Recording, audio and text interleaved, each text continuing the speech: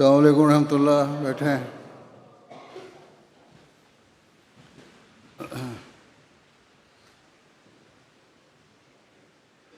एहसान मसाइब तिलावत। अस्सलामु अलैकुम रहमतुल्लाह।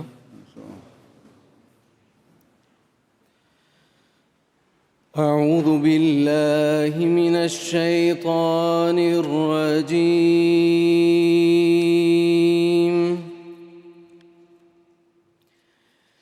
بسم الله الرحمن الرحيم.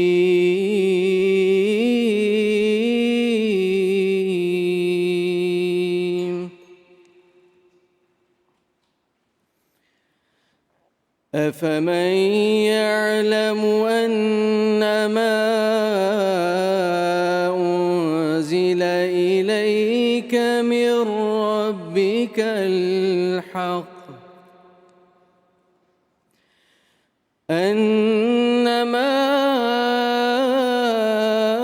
أنزل إليك من ربك الحق كمن هو أعمى إنما يتذكر أولو الألباب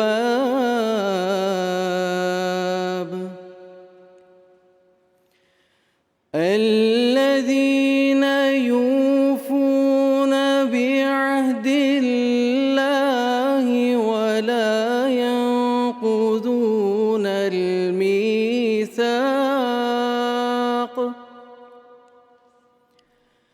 والذين يصلون ما أمر الله به أن يوصل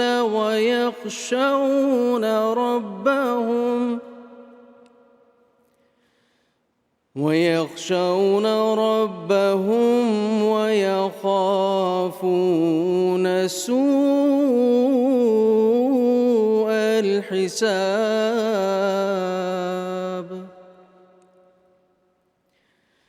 والذين صبروا ابتغاء وجه ربهم وأقاموا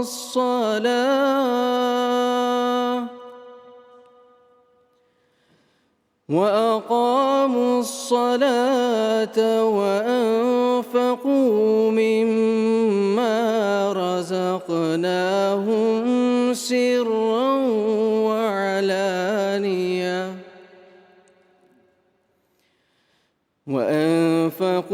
مما رزقناهم سرا وعلانية ويدرؤون بالحسنة السيئة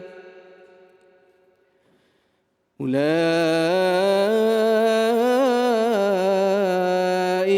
لهم عقبى الدار.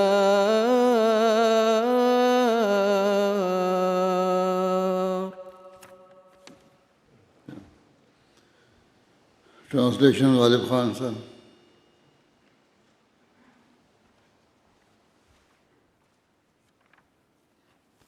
Assalamu alaikum warahmatullah. The verses just recited before you are from Surah Ar-Ra'd, chapter 13, verses 20 to 23. The English translation of these verses is as follows. I seek refuge with Allah from Satan the accursed. In the name of Allah, the gracious, the merciful. Is he then who knows that what has been revealed to thee from thy Lord is the truth, like one who is blind? But only those gifted with understanding will reflect. Those who fulfill Allah's pact and break not the covenant. And those who join what Allah has commanded to be joined, and fear their Lord, and dread the evil reckoning. And those who persevere in seeking the favor of their Lord and observe prayer and spend out of that which we have provided them, secretly and openly, and repel evil with good, it is these who shall have the best reward of the final abode. Jazakumullah. عبداللہ سرمس نظم.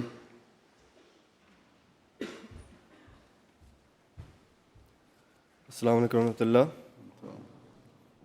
پاکیزہ منظوم کلام سیدنا حضرت اقدس مسیح موعود علیہ الصلوۃ والسلام. وہ دیکھتا ہے غیروں سے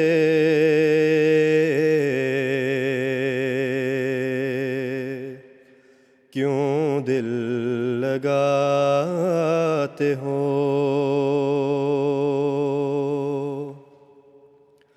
جو کچھ بتوں میں پاتے ہو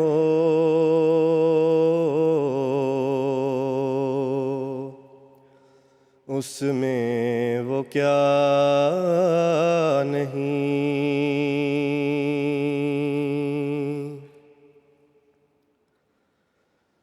سورج پہ غور کر کے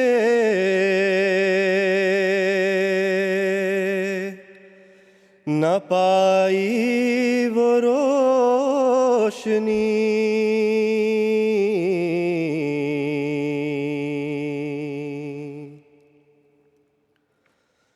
جب چاند کو بھی دیکھا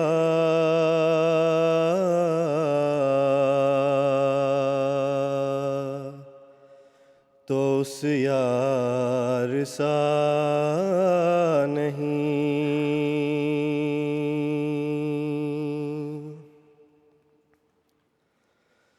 واحد ہے لا شریک ہے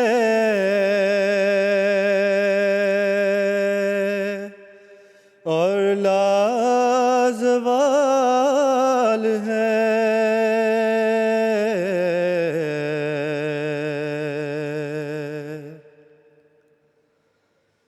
سب موت کا شکار ہیں،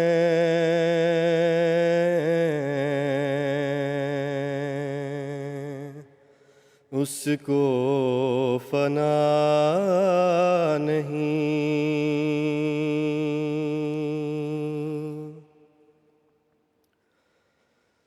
سب خیر ہے اسی میں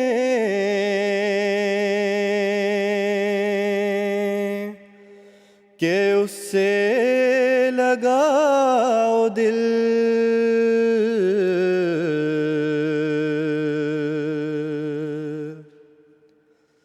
ڈھونڈو اسی کو یارو،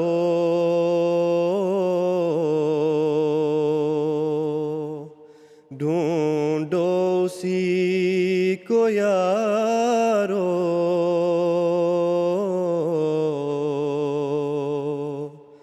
بتوں میں وفا نہیں.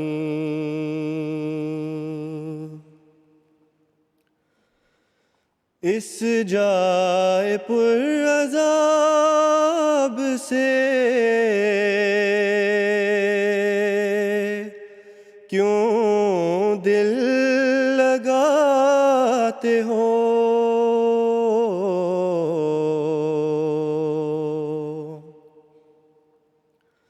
دوزخ ہے یہ مقام، یہ بستان سرا نہیں. وہ دیکھتا ہے غیروں سے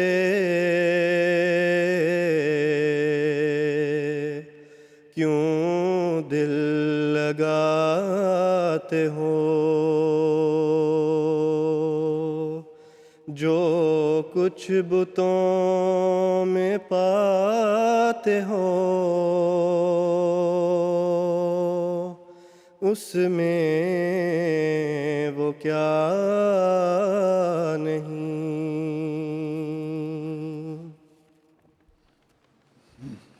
Terjuma, translation, Prasachima.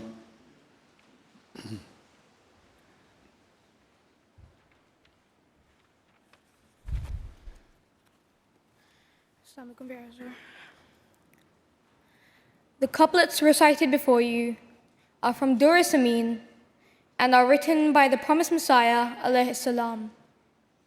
The English translation is as follows.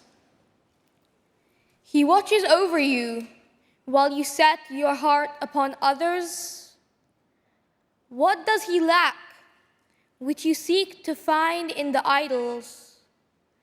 Reflecting upon the sun, we did not find that light which is his. When we turned to the moon, that too was not like the beloved. He is the one, has no partner, and is imperishable. All others are prey to death. He alone is eternal. All goodness lies in loving him. Seek him alone, O friends. Idols are unfaithful. Why are you fond of this blighted abode? This place is a veritable hell, not a garden. Jazakallah. Report, National Secretary Waqf-e-Nau.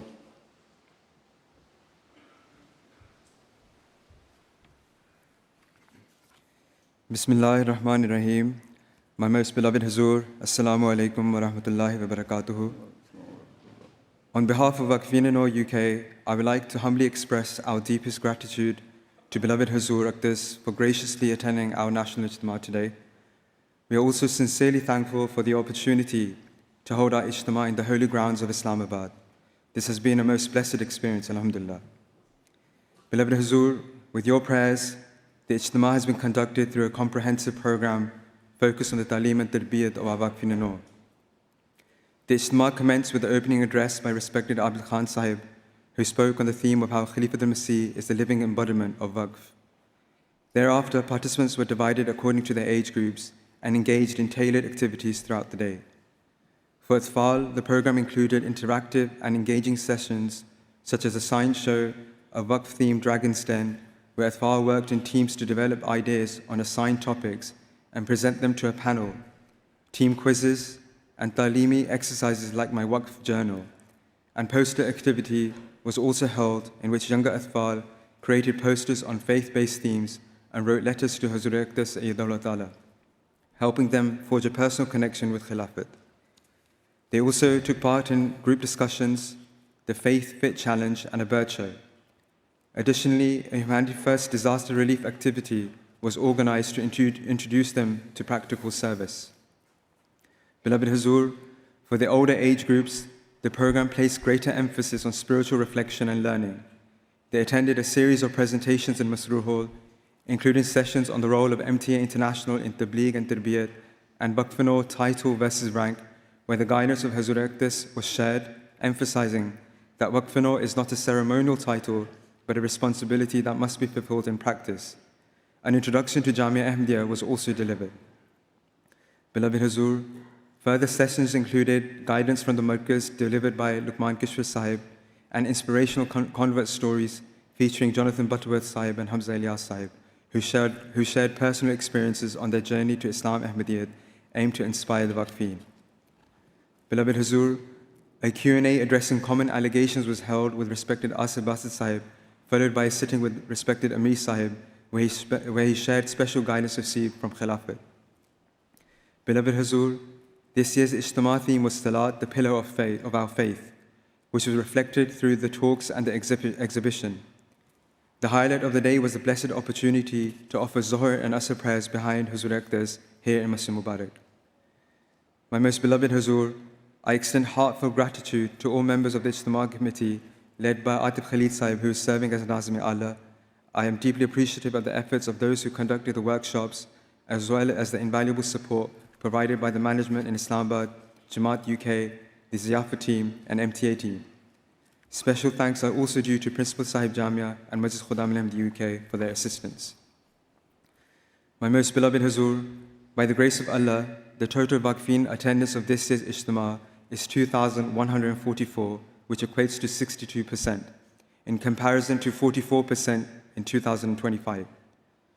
Hazur, total attendance with guests is approximately 2,700.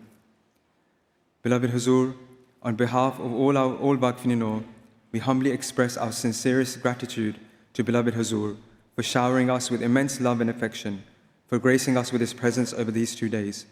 We are deeply thankful to Hazur for graciously permitting us to hold the Ijtemas here in Islamabad, and we pray that Allah Almighty enables us to fulfill our responsibilities and live up to the expectations of our beloved Hazur. In conclusion, I wish to extend our gratitude once again to Hazur, and I humbly request beloved Hazur's continued prayers for the Waqf-e-Nau. May we become Hazur's true Sultani Nasirs. Ameen.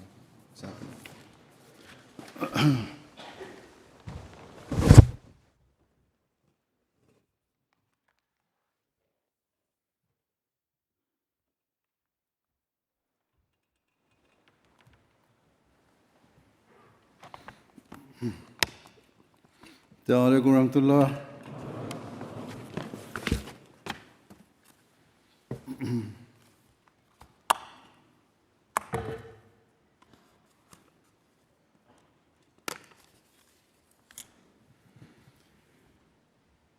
أشهد أن لا إله إلا الله وحده لا شريك له وأشهد أن محمدًا عبده ورسوله أما بعد فأعوذ بالله من الشيطان الرجيم بسم الله الرحمن الرحيم الحمد لله رب العالمين الرحمن الرحيم مالك يوم الدين إياك نعبد وإياك نستعين اهدنا الصراط المستقيم صراط الذين أنعمت عليهم غير المغضوب عليهم ولا الضالين.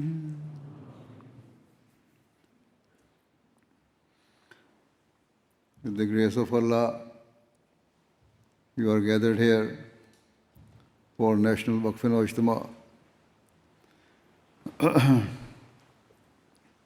And today we have with us Waqf-e-Nau from Canada as well. As Waqf-e-Nau, you hold a unique distinction that you are part of a group of people whose parents, prior to your birth, made a sacred vow to dedicate your lives to the service of Islam. Moreover, having reached maturity, you have independently chosen to renew this bond. In this way, you have transformed that parental pledge into your own lifelong mission. Let me also be clear that this is not a path of compulsion. Upon reaching an age of understanding, the Jamaat gives each of you the choice to either reaffirm your parents' pledge or to withdraw from the Waqf-e-Nau scheme. Furthermore, if you choose to leave, you are not guilty of any sin, and nor should you be judged unkindly.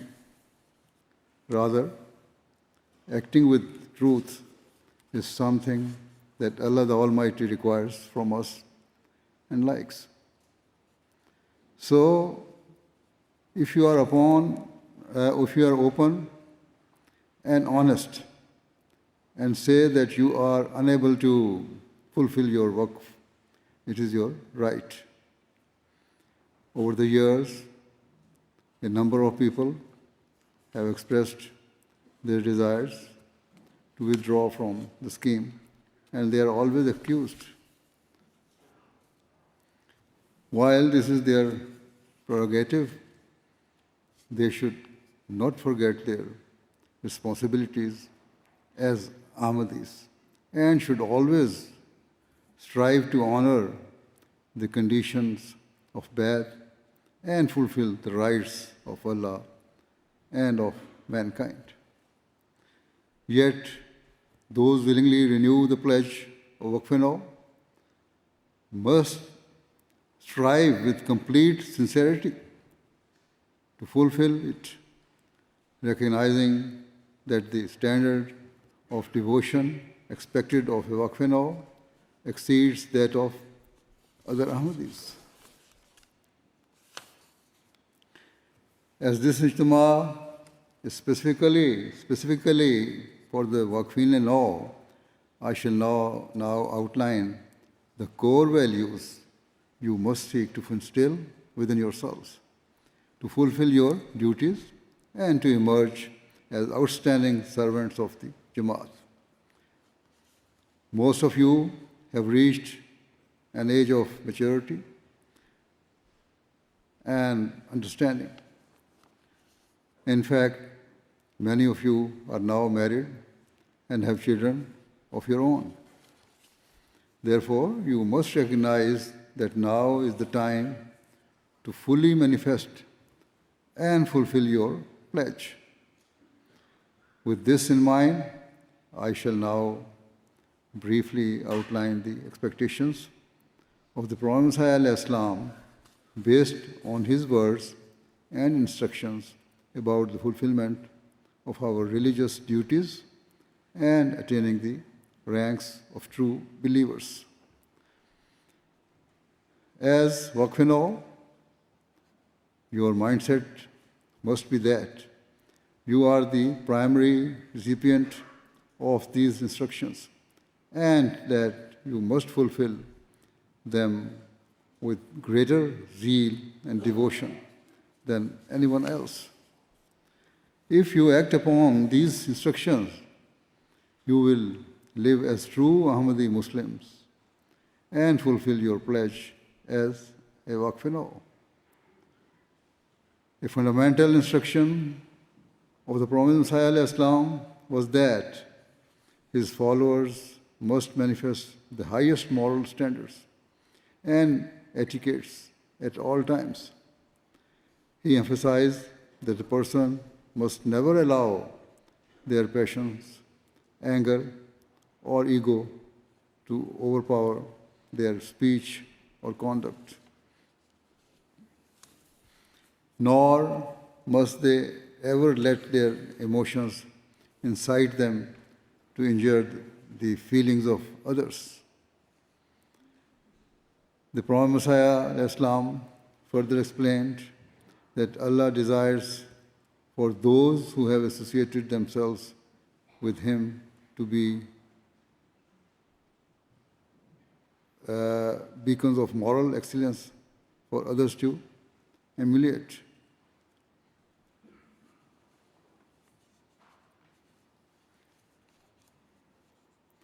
Therefore, as Waqf-e-Nau, you must not only manifest the highest moral values yourselves, but should also become the catalyst for the spiritual and moral reformation of others.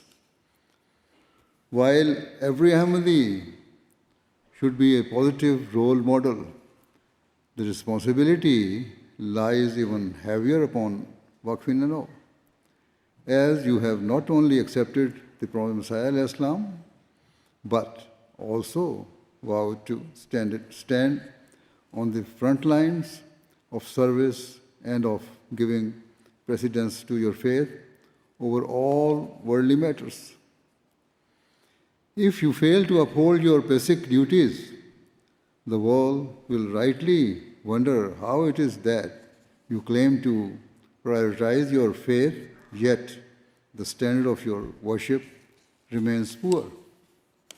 They will question why your conduct fails to match your religious teachings. Instead of being drawn to your character, people will turn away and dismiss your claims as hollow and insincere. So it is your duty to set an example so compelling and powerful that others are naturally inclined towards you and consider you a true role model. Furthermore, the Prophet Muhammad instructed that our belief in the oneness of God, Tawheed, must be unconditional and unshakable. Moreover, Allah's majesty and greatness must be firmly imprinted in our hearts.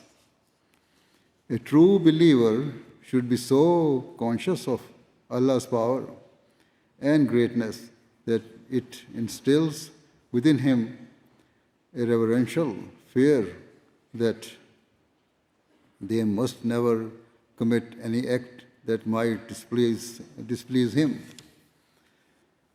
Your gratitude and love for Allah should ignite within you a burning desire to utilize all your God-given capabilities in order to gain His pleasure and to become a pious and beneficial member of the Jamaat. When the world looks in your direction, they should recognize that the followers of the Prophet ﷺ are those who exhibit superior morals and are consumed by the awe of Allah's greatness and mercy. The Prophet ﷺ further instructed that his followers must excel in righteousness, taqwa, whereby our every action ought to be governed by a profound love for Allah and a sincere fear of displeasing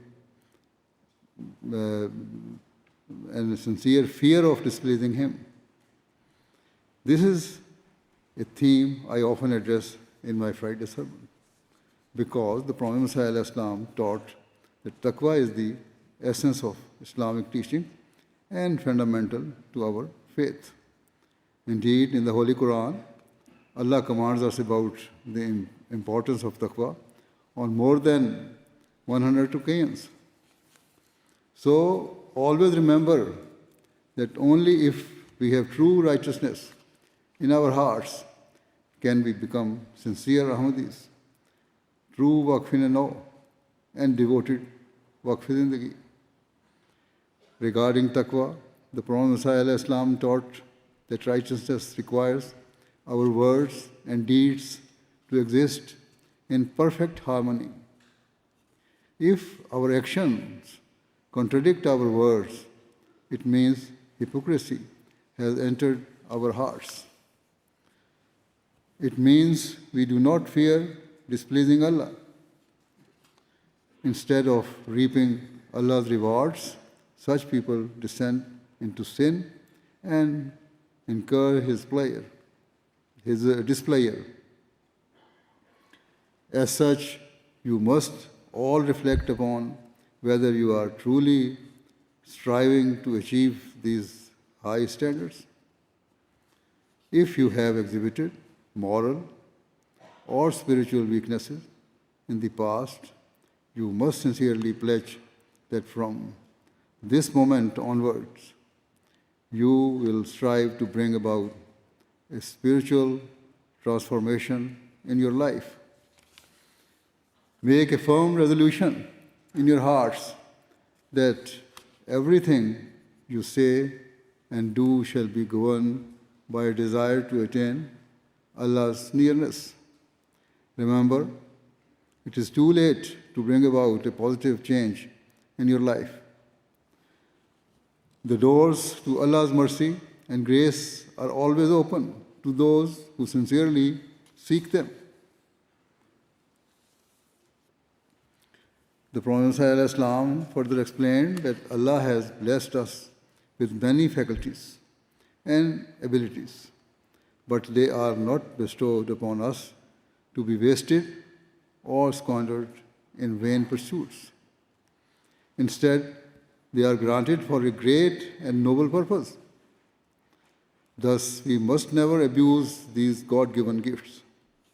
We must use them in the pursuit of goodness and the service of faith, and never in the commission of evil or immoral practices.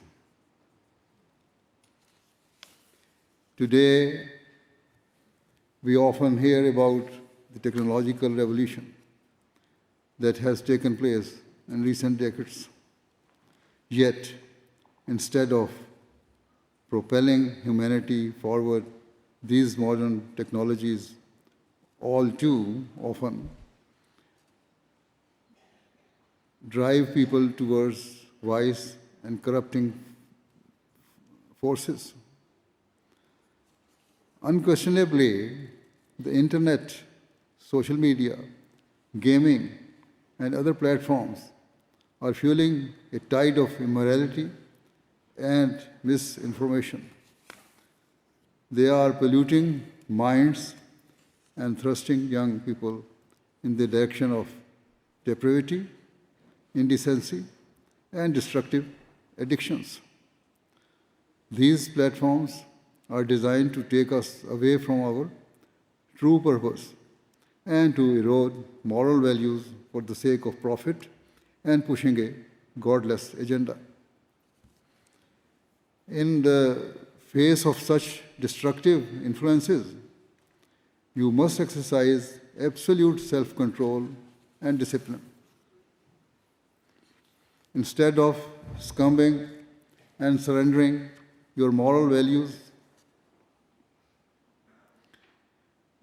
and potential to fleeting temptations, you must maintain control over your emotions and ensure that your God-given capabilities are used in positive ways. Those who do so will be immediately rewarded by Allah. In the Holy Quran, Allah the Almighty says that قَدْ أَفْلَحَ الْمُؤْمِنُونَ. Surely, success does come to the believers. To attain this success, the Prophet ﷺ taught that Salat is fundamental.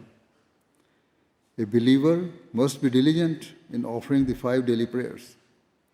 Moreover, our prayers should be offered in a state of absolute humility and total submission to Allah the Almighty. A person's focus must be directed entirely towards Allah alone. It should not be that you rush your prayers merely to fulfill the obligation. Instead, as you begin each namaz, your mindset should be that you are entering the throne of Allah in order to present all your desires and needs before Him. You should immerse yourselves so fervently in prayer that tears naturally fall from your eyes as you submit and bow down before your Creator.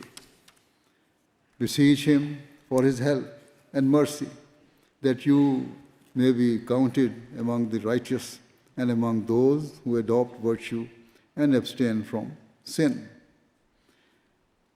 Pray with all your heart that Allah enables you to utilize the abilities and faculties He has granted you in a way that leads to His pleasure and nearness.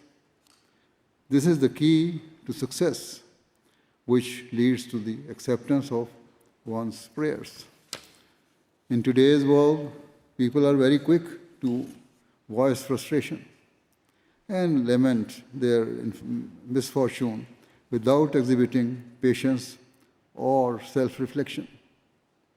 Many people, including amongst the Waqf-e-Nau, are quick to complain over trivial matters or worldly desires that have not been immediately fulfilled.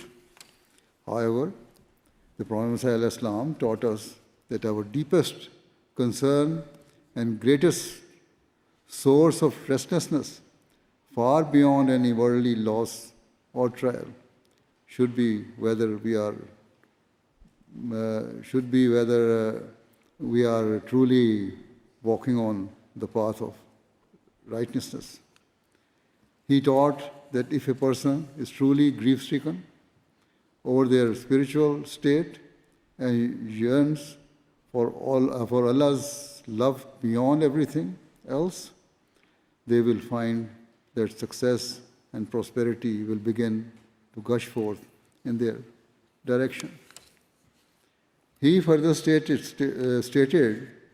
that if a person aspires to attain true excellence, everlasting felicity, and above all, the pleasure of Allah, there is a clear and definitive path to follow. Follow the Holy Quran. By following its teaching, not only will a person acquire spiritual peace, but they will also win the hearts of their families, their peers, neighbors, and the wider society. Thus, always remember that the Holy Quran is our greatest and foremost guiding light. Immerse yourself in the study and seek to act upon all of its divine commands. Allah has clearly defined what is right and what is wrong. If you inculcate these Quranic teachings into the fabric of your character, others will naturally gravitate towards you, and your words will have a powerful effect.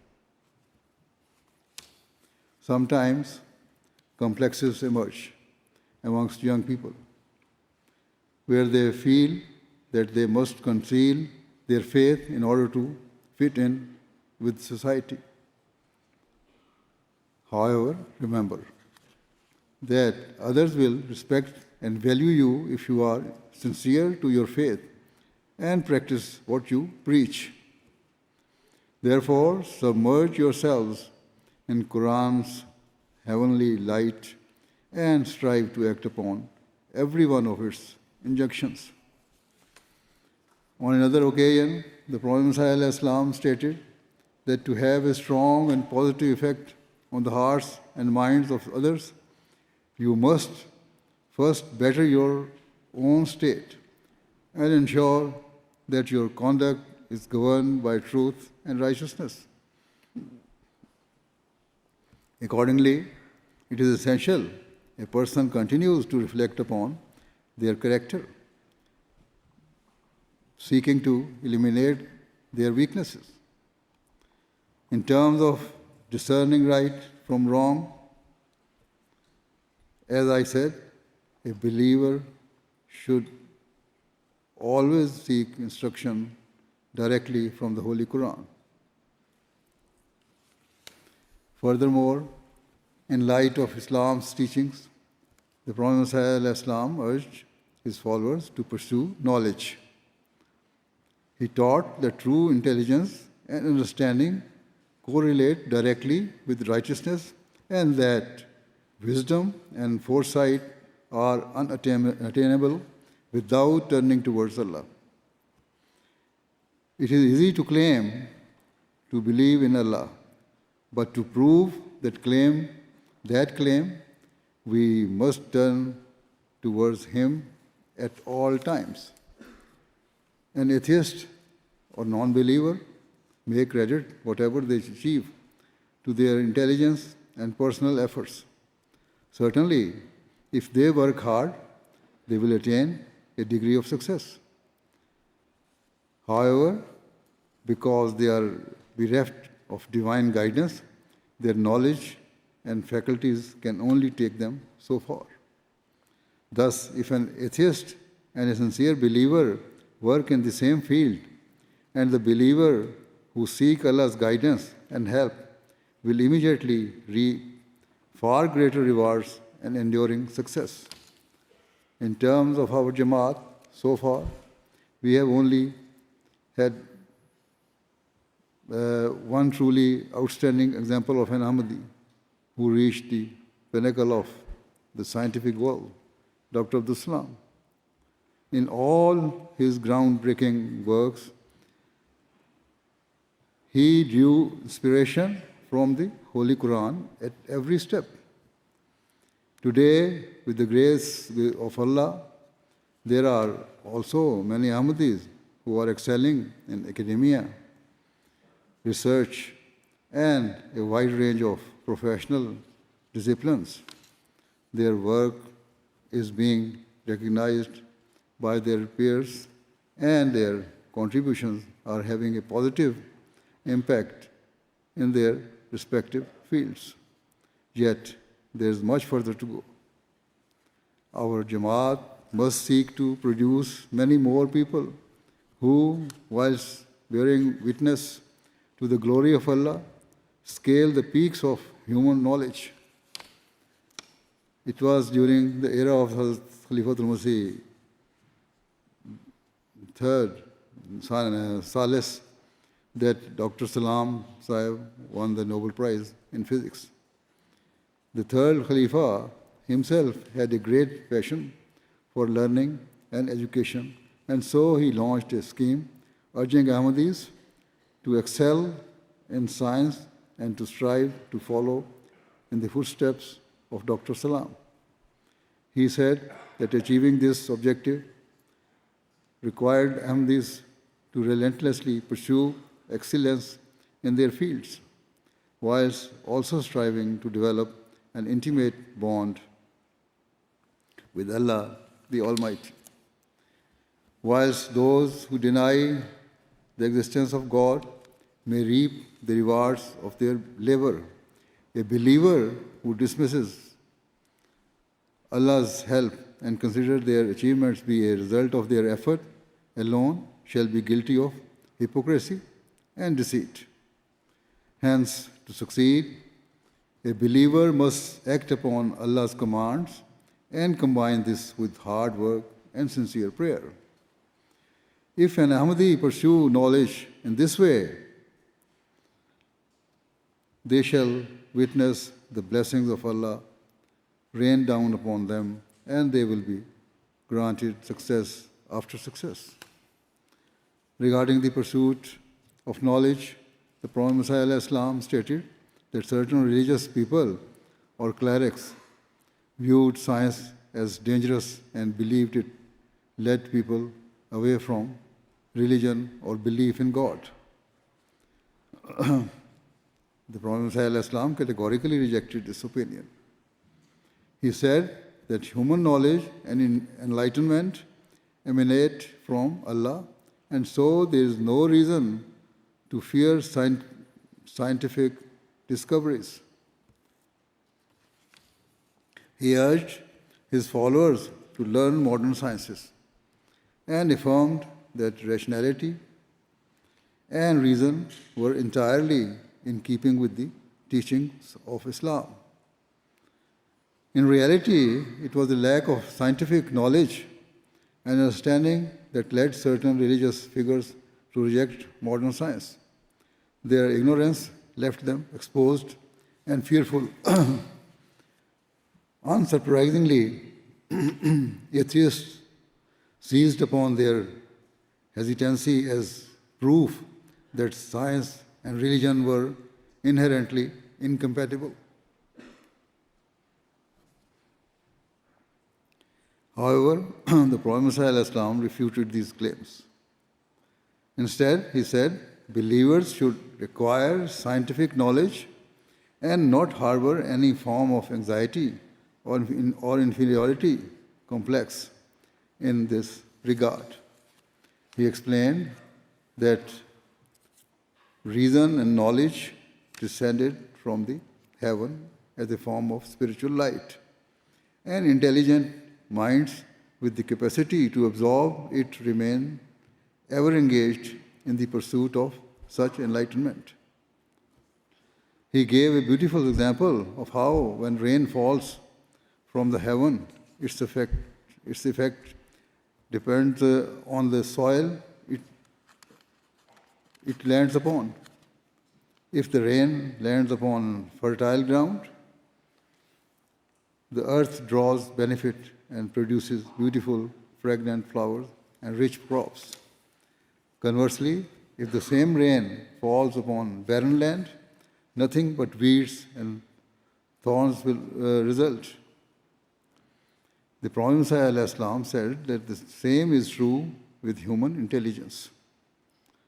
If a person sincerely believes Allah to be the creator of the worlds and earnestly seeks to understand His creation,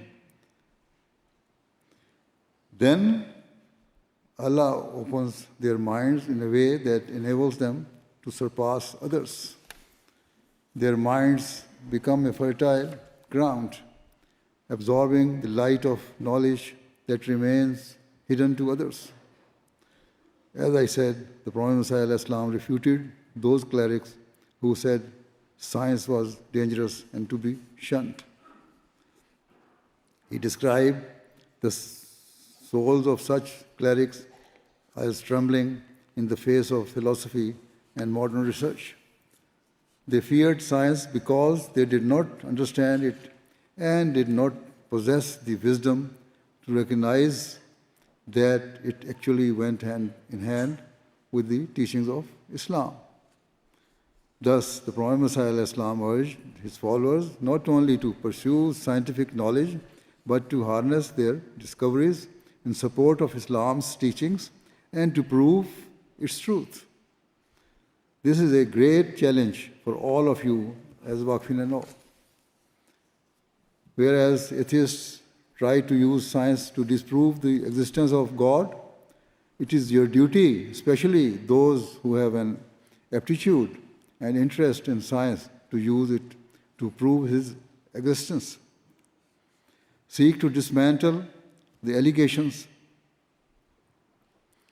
laid against religion through the power of reason and rationality. At this time, some of you are serving as full-time Waqf Zindagis, while the majority of you are either working externally or remain engaged in studies. Regardless of your chosen path, you must strive to reach its pinnacle. Thereafter, whenever you achieve success or make a breakthrough, proclaim to the world that the knowledge you gained was inspired by the word of God, and that the practical manifestation of Allah's teachings is revealed through science, nature, and world around us. At the same time, never let the pursuit of knowledge breed arrogance or take you away from your faith. The Prophet Messiah warned that some people become so infatuated by their knowledge and education that instead of drawing closer to Allah, they join the ranks of those who believe that science and religion oppose one another. As a result, they focus purely on secular knowledge and distance themselves from God. Therefore, as Waqf-e-Nau, you must heed this warning and remain vigilant against all forms of pride. As you strive to excel in your pursuit of knowledge, never neglect the rites of worship owed to Allah the Almighty. Crucially, you must never miss any of the 5 daily prayers. You must read and study the Holy Quran on a daily basis, as well as reading the books of the Prophet Messiah and other religious books. Moreover, the Prophet Messiah also said that a cornerstone of your faith required us to adopt the highest moral standards within our homes. Thus, treat your family with love and compassion and ensure that an atmosphere of loving affection remains present at all times within your home. In this way, your home life will also be a living testament to the blessings of Waqf-e-Nau. Others will see that even if you are not working full-time as an employee of the Jamaat, your homes remain enveloped in Allah's grace and mercy, proving that those who pledge their lives for the sake of their faith are blessed with true contentment and happiness. Now, as the Ijtema draws to a close, I wish to conclude by reminding you again that the Prophet Messiah Islam taught us that the key to attaining all forms of success and prosperity is righteousness.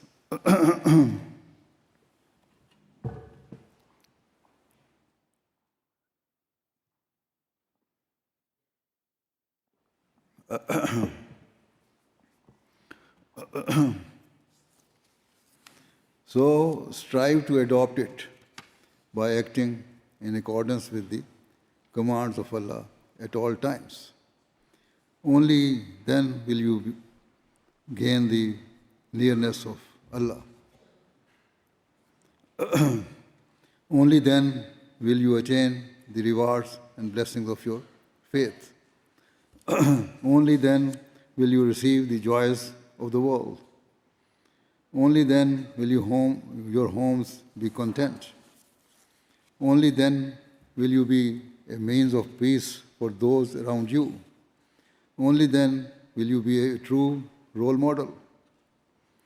And only then shall you do justice to the pledge of Waqf-e-Nau. May Allah, the Almighty, enable you to understand what I have said, and may you act upon it so that you fulfill the purpose of your lives and guide others towards Allah.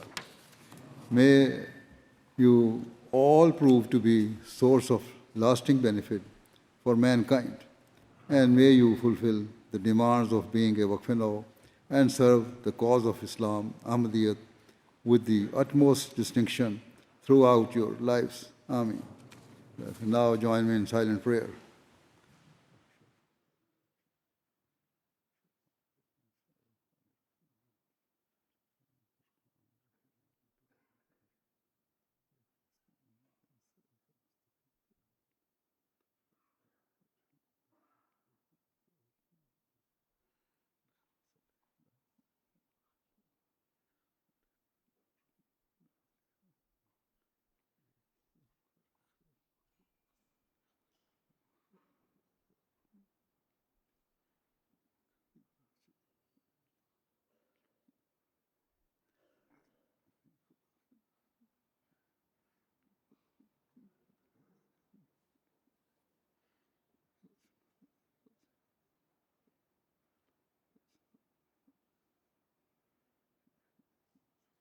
Ameen.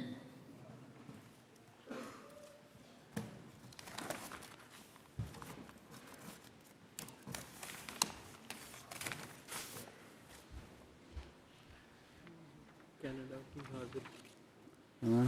Canada में जो अच्छा. Total attendance in Canada is 1,019, and here it is 2,000 plus. 2,000. या Huh? Total 2,700 जो guest 2,800 latest significant. No, Waqf-e-Nau. 2,100. 2,100 Waqf-e-Nau here and 1,019 in Canada. Assalamu alaikum wa rahmatullahi wa barakatuh.